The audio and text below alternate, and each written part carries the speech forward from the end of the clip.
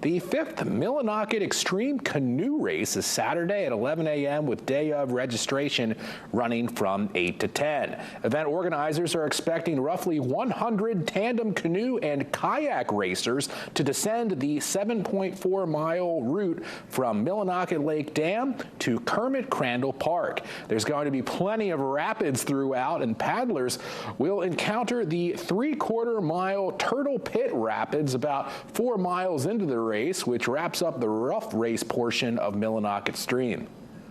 The first 4 miles of the race are pretty back-to-back rapids.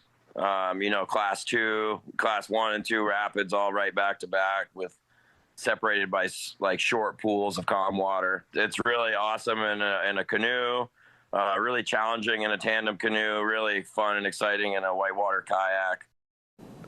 Online registration runs through Friday at 5 p.m., ranging from $25 to $35. Then day of registration is $50 per person. More race and prize information is available on paddlemillinocket.org and its Facebook and Instagram pages.